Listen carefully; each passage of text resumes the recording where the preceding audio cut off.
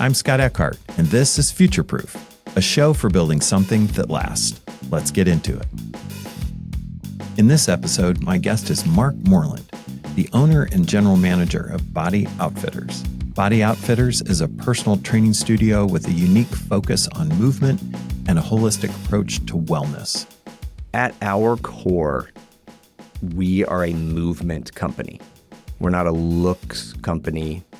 In fact, I would say we're even more of a feels company than we are a looks company. Yeah. So when you come into the studio, we actually have a piece of paper that has 3 categories of goals, and it is move, feel, look. So we would say, Scott, why are you here? Mark and I will talk about his entrepreneurial journey from an individual trainer to owning and running 3 locations and the many lessons he has learned along the way. You've been trying to work on your business while you're working for and in your business. Right. Now, put that down. You're going to disappoint a lot of people. You're going to disappoint clients as you pass them off to other people, but you're going to do a good job and they'll be fine. Welcome to Future Proof. I am very excited to introduce my guest today, Mark Moreland, the founder and owner of Body Outfitters. Hello, Mark. Hello. Thank you so much for being with us today. You and I have had a rare opportunity to really experience a journey of decades now. We're going to get into that in a little bit, but tell us about who Body Outfitters is, what you are, what you do. Body Outfitters is a personal training only studio. Instead of being a membership location where people come in and work out on their own, we work exclusively one-on-one, one-on-two, small groups. And we do it in a small studio format. We have 3 studios. Zionsville's the biggest studio with 13 trainers. Then Carmel has 5. Keystone at the Crossing, which just opened up, has room for 7. If we were to break this down and say, what do we offer? It's knowledge, intensity, and accountability. Okay. Intensity is what do you need, not necessarily the highest intensity. It's not 10 out of 10 all the time. The accountability is are you going to be consistent and at your appointments? Because consistency is the number one driver of results. But if I circle back to what you're talking about, is the K, the knowledge.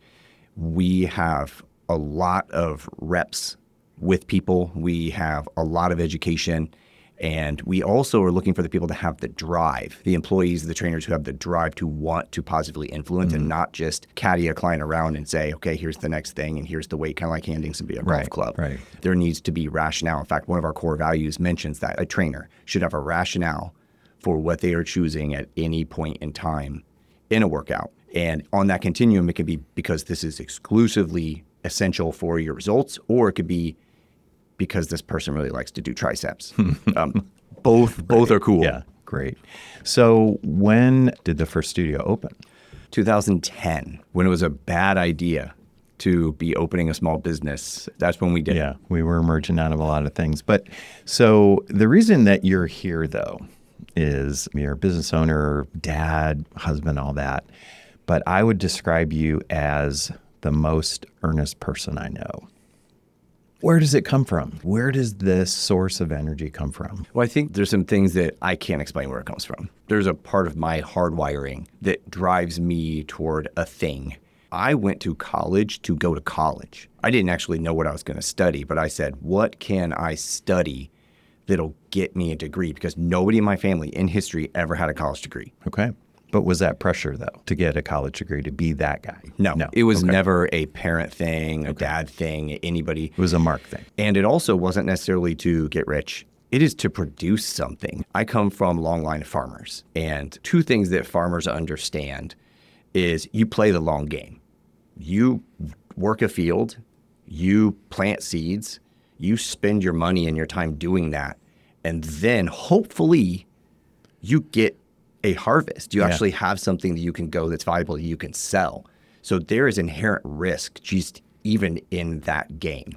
The other part that is tied to that is a stewardship idea. I don't have anything that's mine. Everything has been gifted to me, whether it's wisdom, whether it's expertise, whether it's this body. I mean, I didn't do anything to get my physical form. And so what am I going to do with it? What is ultimately your legacy going to be? I also had that vision early where I said, I am made to produce. Okay. what am I going to produce? I didn't know it was going to be a company. So you didn't wake up thinking, I'm going to be an entrepreneur. No way. Okay. I went to school, not knowing what I wanted to do. Said, I'm shooting for the stars. I'm going pre-med. And got whacked. It was a very clear, no, this isn't the direction. So tuck my tail, run back home, go to local commuter school. IU Indy now was IUPUI. And was just going to land there for a hot moment to regroup, take some of the general degree requirements, take some self-inventory classes. Yeah.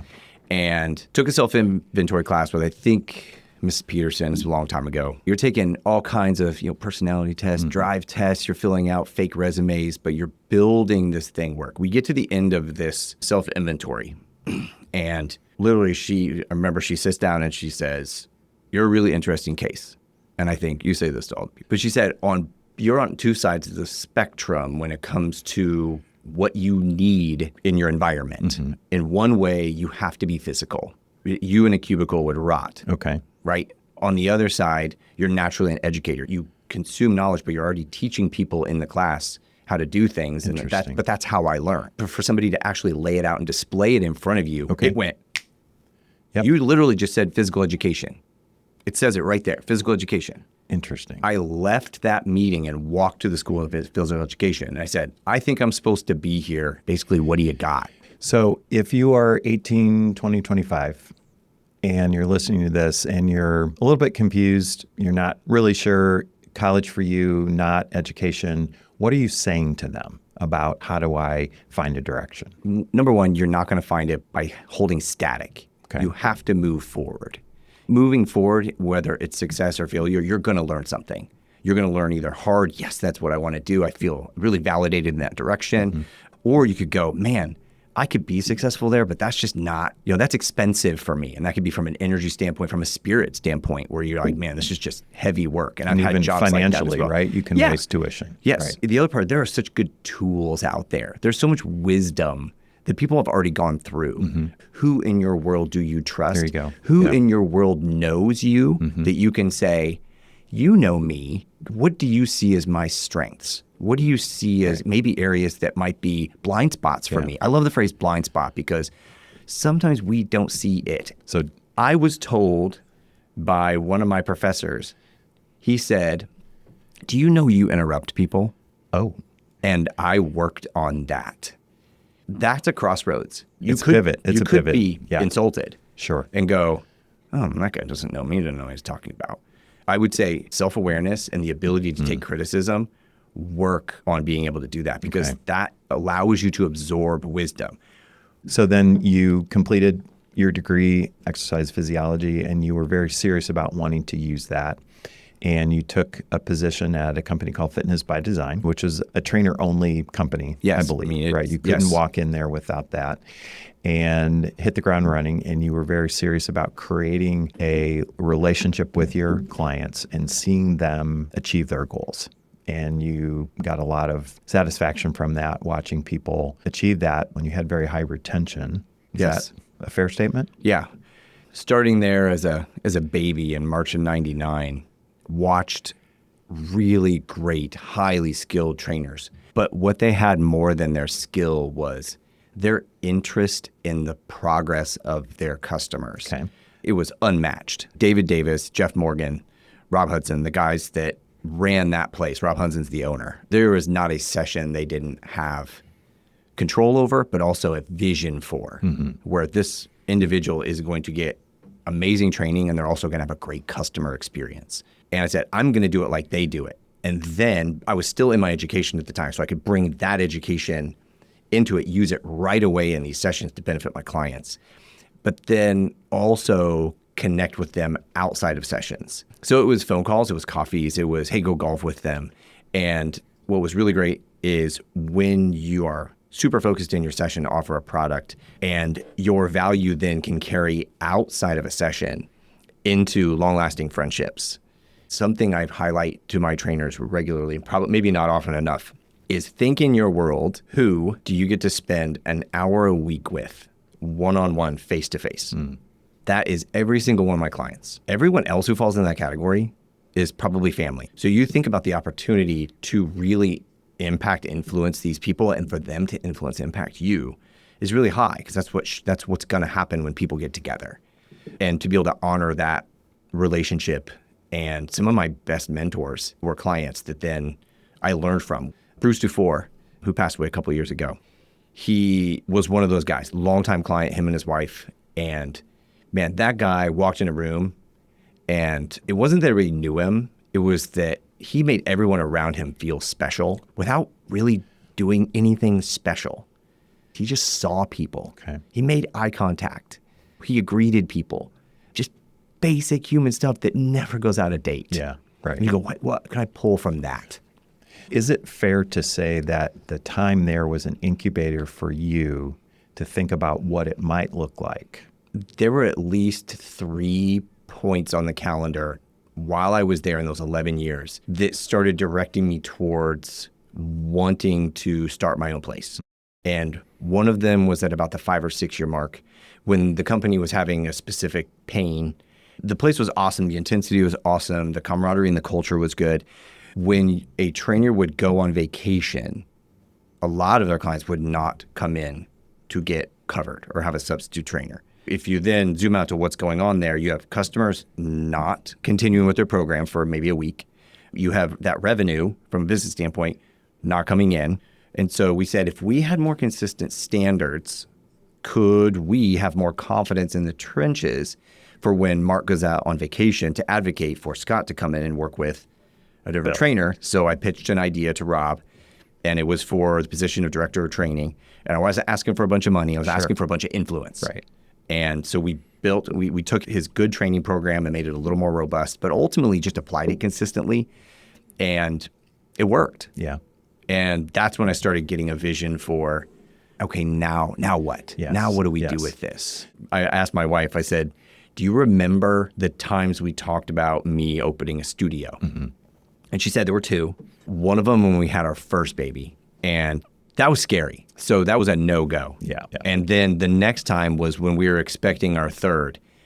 And that's where the wisdom of my father-in-law, Bill, who is a great man who's led people as well, he said, relative to having kids, if you wait until you're ready, you'll never do it. How can you be prepared for that? You don't know what being a parent is like until they arrive. And this is also the same thing, where you specifically said you don't know what it's like to be in the club until you're in the club. Yeah. And guess what? There's only one way to get in the club. That's right.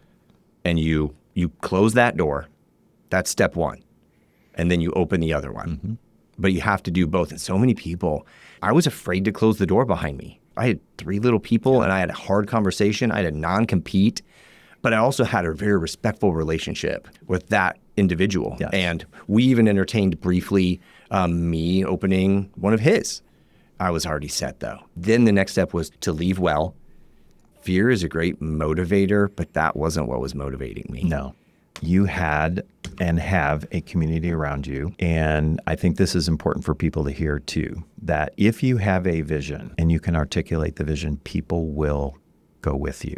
One of the things that you and I talked about was you said, Scott, I need money. Where do I go to get money? And I'm like, well, this is with no track record. It's going to be very difficult because no bank will talk to you. And you said, okay, fine. I will find it. And this community, and you were the original Kickstarter or crowdsourcing, whatever cool term we call it today. And they came around you and they said, we believe in the vision. And you created a fund and off we went. I hated that paperwork. You and other people said you have to apply to 3 banks. Yep. You have to put your business plan together, which is essential. Everybody listening, they got to do a business plan. Take your business plan and you got to walk through the hoops of the banks just to know you're going to get turned down. Yep. But the strength in that is doing that due diligence, teach you about the process. And also when you go to your angel investors, when you go to those people, because that's ultimately what the plan was, is to go to special people and say, here's the vision. Do you want in? Ground level. And showing them that we did the bank thing, I think was an important part of the process to show that I was really serious about this. And it was because they asked me if they should go with you. Well, I didn't even know that part. Yeah. They're like, Mark's going to do this thing, Scott. You're in charge of our money. Should we do it? Yeah. And talk about awkward, right? Because I love you and I represent them. And so I said, trust your instincts. And of course they did. So the first studio is up and running. Yeah. And it's a beautiful day, but we're just getting started. Yeah. Because now we got to bring people in.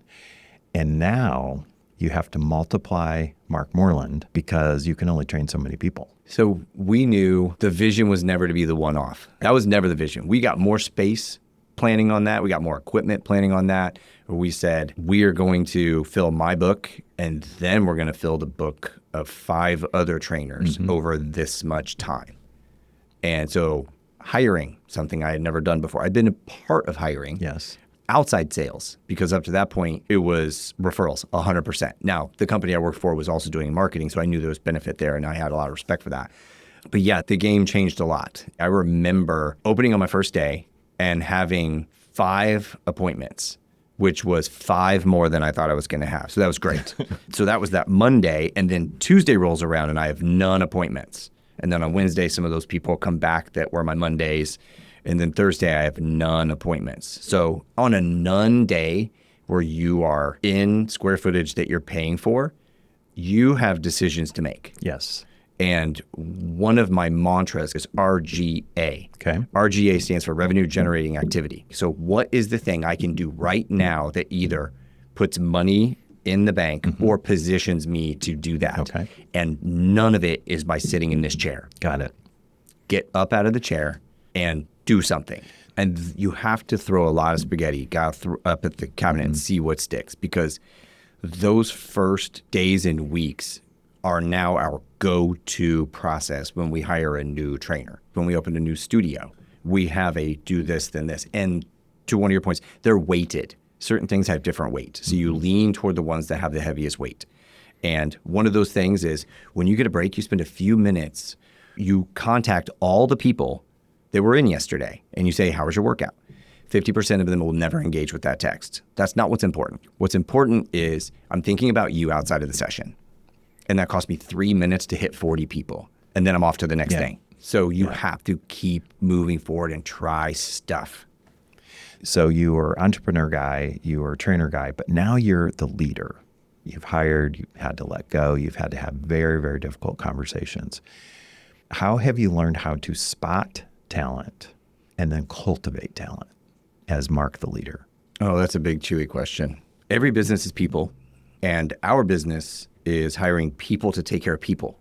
So you have levels of that. So the predictive index is still one that is part of our hiring process.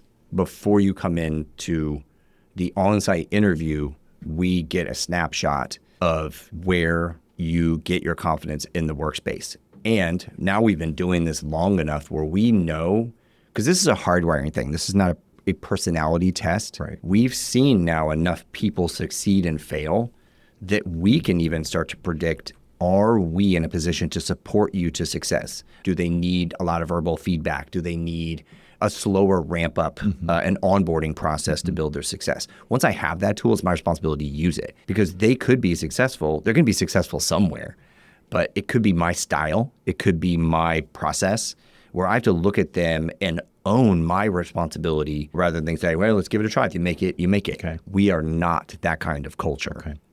But there are times when maybe you've cared more about their success than they do. That's true, and that's probably a very me thing too, though. Our 5th core value is employee development, because that is who I am as a person. I learn things in order to share things with other people, because that's what people have done for me forever. It resonates with me. So I will look at an individual and always try on first, did I give them what they need? Was the process that I've built and the onboarding, the education, enough for them to succeed? And there's been some tools recently that have helped me to go, is this a person or a process problem? As long as I'm with that company and in charge of that company, I will think that everyone that comes on should and will be better for working with me. But sometimes it's okay to have alumni, right? Because they learned and they moved on, and that's okay too. Continuing along, what was it like when you guys made it to critical mass and you thought, okay, we have a business? What was that like to walk through the studio? You're not training nearly as much. People are there. The studio's full. There's energy. I mean, I've been there. I know. What is that like for you to come in and see it full? It's humbling. You could say validating at some levels. To walk in and see clients being cared for by trainers that I didn't onboard is so satisfying. You're looking at your vision every half hour. And I'm a bad reflector when it comes to success. I work because I like to work. So it is people in my life that will say, stop, turn, look. Okay. But there are also some moments where I've gotten out of the car and just stopped and looked at the outside of the building. People trusting us to take care of their bodies is such a responsibility that is so satisfying. And I have to trust that I did it well as a trainer. And then I taught other people how to do it well. And now they're teaching other people how to do it well. It's discipleship. Yeah. And multiplication. Yes. Yeah.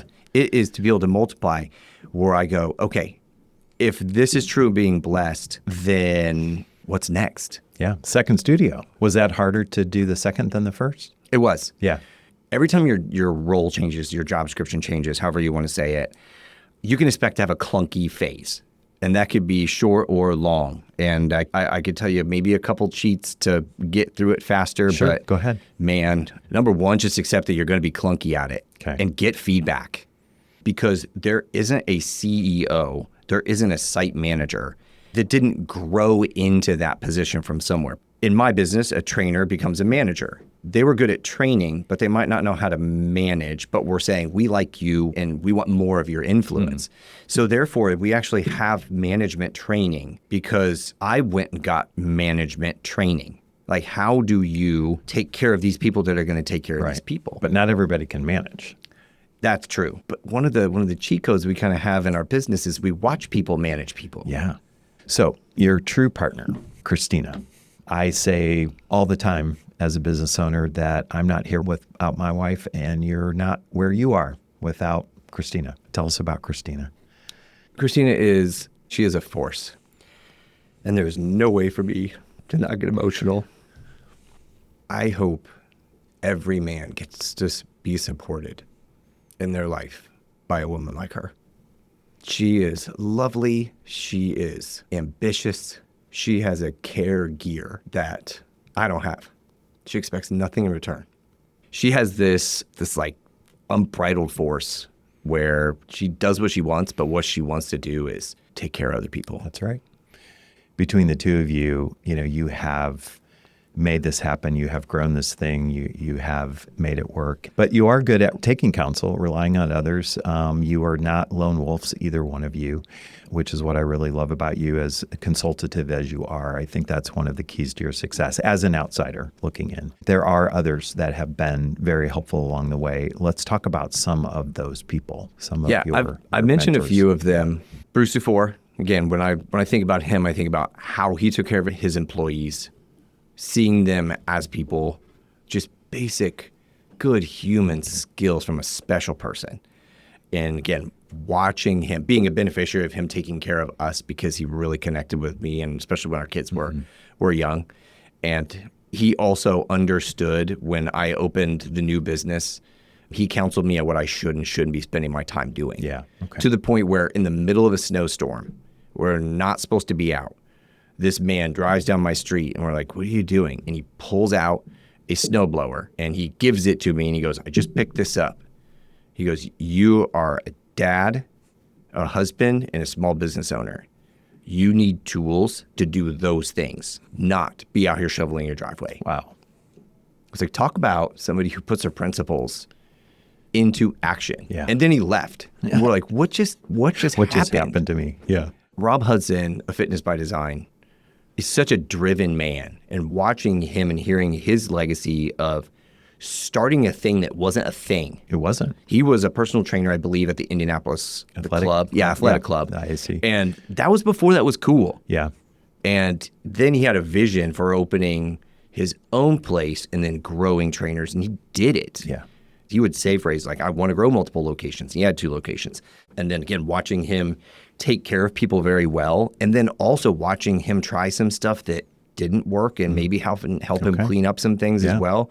not being afraid to try stuff, watching him and his wife, Lisa, work together. That was part of those things. Like, we're going to do that. And then Christina and I found out really close we couldn't do that. Yeah. Jim Hislop is lifetime best friend of mine. Yeah. And when your best friend is also highly skilled at staff management skills, at leadership development skills, wow. And wicked smart. Wow. I mean, like, that's a cheat sheet because you don't have to work through the trust aspect. Right. It's already there. Yeah. And then him to go, you need to use these tools. And I go, okay. And I will go use those tools. And then I can come back and go, that worked or that didn't work. Was I using the tool right? Yeah. What a blessing to have great people. Speaking of people you trust, my mom, Becky Moreland, CFO. We've worked together since the beginning. And one of the first questions I asked my mom, and man, I know my mom loves me. Yeah, she does. Is I said, will you let my business fail? And she said yes, or else we wouldn't have worked together. Right. Because I know if it came down to Mark Moreland's success or the success of the business, She'd sell a kidney for you. Battle for that. And I needed to know that we have to do this the right That's right. way, which also means leveraging relationships and energy and skills the right way. If go back to stewardship, this also means the people that I work for, the people that I work with, the people that I serve, the people that work for me, I have to take care of them. So we've worked together for 15 years. In business, the more you can stay in your sweet spot and deliver your best energy, find and hire the people to do the things that are painful for you so that you can drive that energy there. Becky has always been, mom has always been the finances. And what was great in the first days were I loved to work and we had nothing to lose and everything to prove. So our sales meetings, I would walk in her office and just say, we good? Which is there enough money? Are we on track? Yeah. I knew we weren't in the black, but like, are we good? Yeah. And she'd give me a thumbs up. And if I got a thumbs up, I'd go back to work. If I got I'd go back to work. If I got a thumbs down, I'd say, what do we need? Yeah. And she'd say, we need X. And I'd go back to work. It was so easy. There's a part of me that misses those days because it was so easy. Yeah. As we think about what comes next, how are you guys navigating that? I mean, we don't have mirrors in the studio, which I think is really super cool. But as you think about living in this overly body conscious world and your role, you guys are really thinking about wellness. What is your particular take on this crazy world we live in now with all of that and where you guys fit in, and how do you strike a balance with just good health and thoughts there? At our core, we are a movement company. We're not a looks company. In fact, I would say we're even more of a feels company than we are a looks company. Yeah. So when you come into the studio, we actually have a piece of paper that has 3 categories of goals, and it is move, feel, look. So we would say, Scott, the key question is, why are you here? We approach look goals by getting you moving well first, getting you feeling better. And that could be a actual physical feeling better, or maybe your confidence needs to go up. And guess what? Your look goals can actually change. Interesting. Relative to those things. So the vanity industry is a failing system because there's a threshold to it. Without getting too conceptual about this, is do you care how you look if you hurt when you walk? There's a teeter-totter there where nobody wants to look bad, and people have proven that they will put up with pain in order to look a certain way. Wow. That's across the board. But there's a threshold to that. Or you could say, hey, if you approach your movement first and build that foundation of strength, of neuromuscular, of joints, metabolism, then that's like the bottom layer of your retaining wall. And then you can start stacking things on top of that. Should you care how you look? I believe so. But there's a continuum there. Right. We also know that on that continuum, the 2 ends are costly. Yeah. Okay. It is very costly for you from a time and energy and pain and money standpoint to be uber fit. We also know that there's a cost, time, pain to being unhealthy. And then when we have some clarity on those 2 things and we get our look under control, then we actually can gain a little perspective. And as things come flying to us, we can actually categorize them a little bit better. So being proactive, I really like that, because otherwise you're just almost kind of setting yourself up to let the outside forces tell you how you should think or feel about yourself if you don't have something ready to go. Yeah. Yeah. And guess what? Some of the things out there in the market, again, without too much trainer hat, it's not a hard no, it's how. Okay. Is it right for me? And what's the real cost to it? And that could be financially or whatever. So I love the word how and why. Let's be intentional as these things come to you. And I want our trainers to be able to navigate those conversations. We just developed a brief thing. We said, hey guys, let's talk about Ozempic. Let's talk about, what's the one, GLP-1? Wegovy or what? The things that are out there right now, because it's not white noise. It is loud. It is in your face. If you have any social media platform, you're getting bombed with it. So you're helping clients navigate what they're seeing on their own feeds. Yes. So people will come to me and go, hey, this is what's going on here. And I can advocate. I have 2 people specifically where I say, based on your muscle care over time and based on your mindset and what your goals are, this could be a tool that could get you over this hump. But we also need in that time to put the behaviors in place for you to maintain this. And here are the risks. So let's do these things to try to negate the risks of it. Okay. But again, like a business, we have a start and we have a stop strategy to some of these things. How is it going to serve me? Excellent. Excellent. So here on Future Proof, one of the things that we like to connect with our listeners as well as our guests who are business owners, entrepreneurs, is the idea of pivots, Mark. And I know you've been through several pivots. We've talked about them throughout the years that have been some major, some minor, some, seemingly subtle that had larger consequences.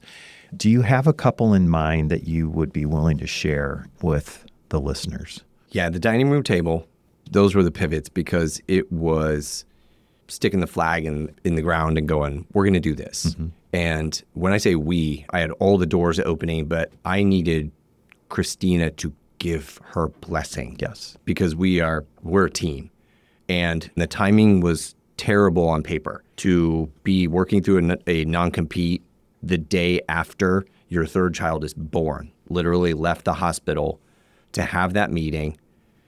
And it's a bad time to do that. Yeah. But also the drive to do it, I was like, man, if this is the drive, then you have to answer.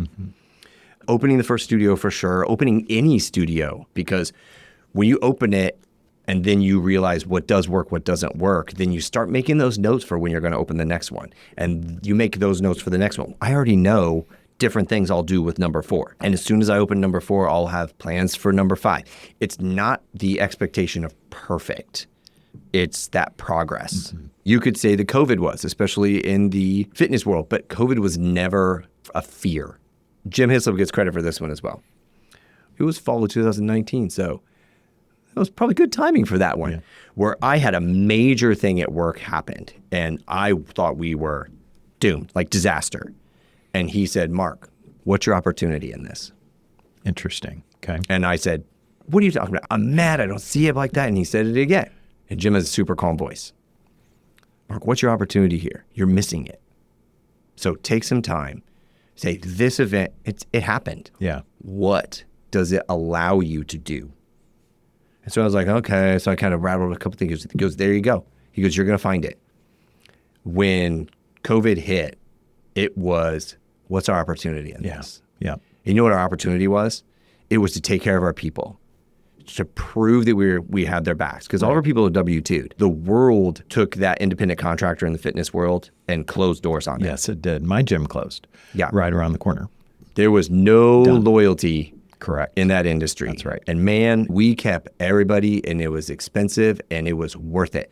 Because then on the backside, what happens? What's that number 2 goal? Feel. People felt bad. And we had a surge of people and nobody could hire because fitness professionals left the industry because they got burned and they needed more stability. And your people couldn't wait to come back. They could not wait to come back as soon as we could. And again, we could talk about the growth out of that, but that was that what's your opportunity here? Because every threat has one. Yes. And every opportunity has a threat. Let me do one more. ALA, Advisor Leadership Academy, is something that Jim Hislop told me to do for years. And I believe in timing. And I finally did it. And it was 9 months and money and time and gold. Every month was a new topic, but there was a project you were supposed to do that was, the culmination of the whole thing. And I thought my project was going to be opening the third studio. Okay. So the whole time I'm working on that. So your foregone conclusion, you're like, of course this is it. I get almost to my presentation and I realize my project's been me. And what that means is my project title switched from opening the third location to me stepping down as site manager at Zionsville, turning my baby over to someone else. Which, by the way, is the number one challenge that I face with my clients, is getting them to put the baby down. It is so hard. It's still hard. Because they don't trust. They think nobody can do it as well as me. And until that happens, Mark, they cannot do any of the other planning that we want to get done. So that's what it allowed me is this actual time and actual brain space to go, you've been trying to work on your business while you're working for and in your business. Right. Now, put that down. You're going to disappoint a lot of people. You're going to disappoint clients as you pass them off to other people, but you're going to do a good job. And they'll be fine. And you will get the space to actually literally move into a new hat, which is that GM hat. And that class and that time allowed that transition to happen. Or else we could still have opened the third location. I could still be working in, but do I trust the second person to run theirs, the third person to run theirs? You have to let go. Because remember, you and I had talked about the brand of Body Outfitters as you, and you are the brand. And until we can separate those, then growth will be limited. And so this is the thing, right, in terms of moving from lifestyle to the next level. So that is really fantastic. What else might you leave behind that you would say to a budding entrepreneur or someone that is maybe wanting to open locations or is in a succession planning right now? So there's three things, right? Continuity, which we've taken care of with you. You're talking succession right now because you're moving into the full GM role. We have an exit plan ready to go if we need to.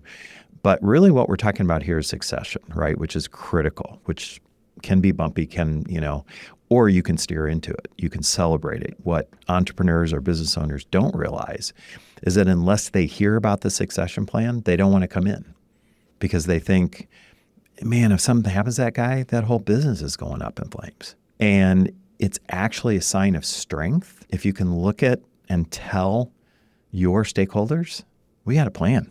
When I talk to my clients about that, then they get very excited. Then they're like, hey, this isn't some big secret. This is actually our marketing plan.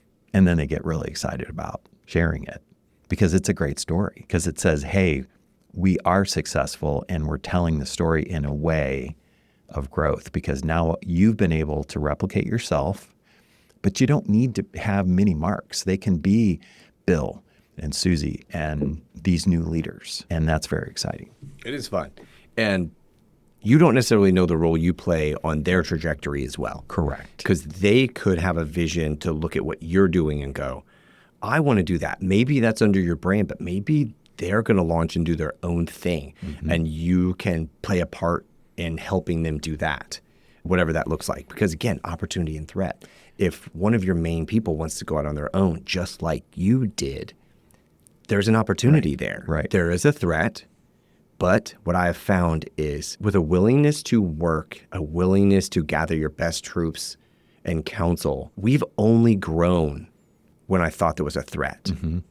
Okay. But I also know you, and I know that you would create an environment for them to thrive and not have to leave you. It happens. Yeah. And part of our core values also says in employee development is to also part ways however you can with goodwill. And I think, again, the relationships will transcend the brand. It will.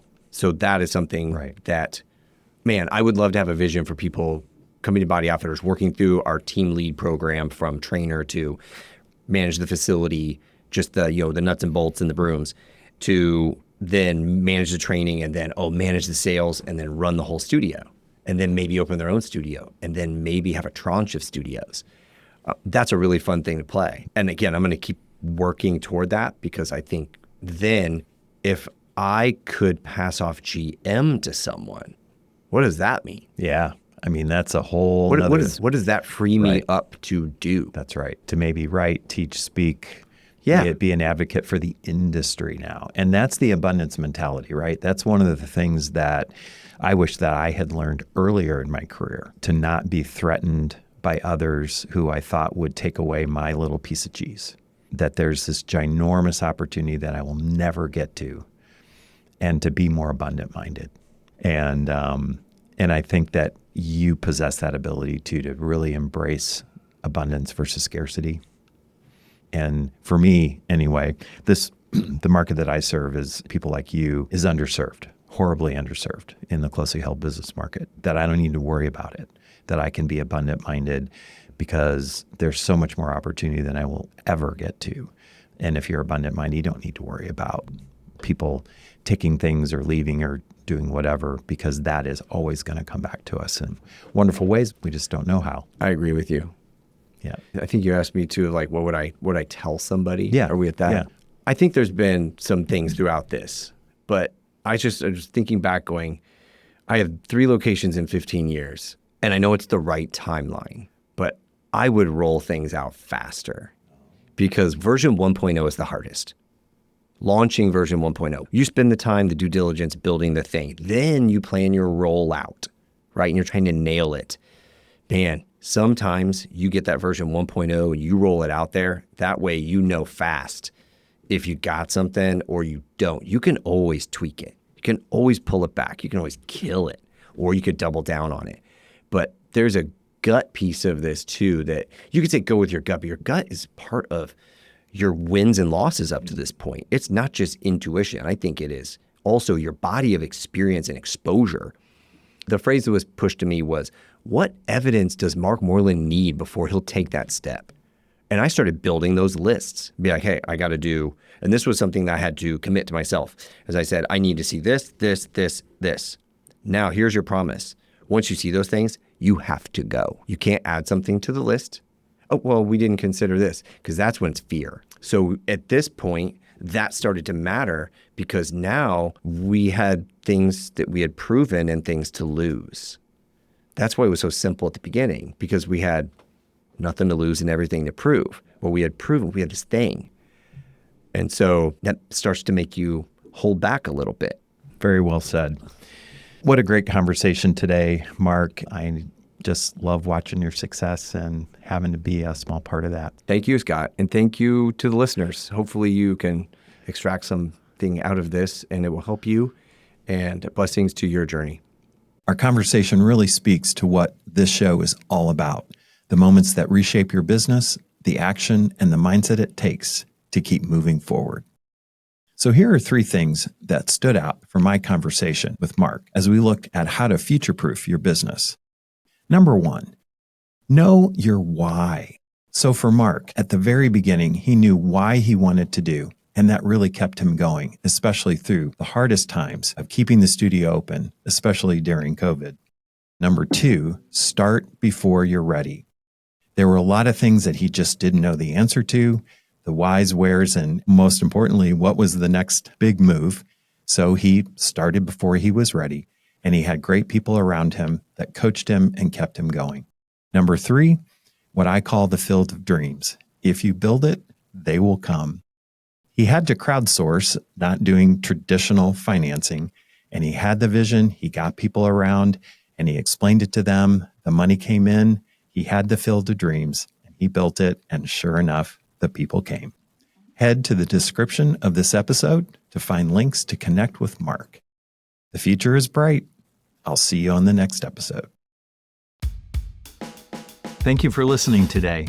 If you like what you've heard, please join us in the Velocity Network and sign up at www.velocoaches.com, which is a gathering of entrepreneurs, business owners, and people who desire to learn more about running and owning a business. Also, you can subscribe to Future Proof on Spotify, Apple, YouTube, or wherever you listen to podcasts.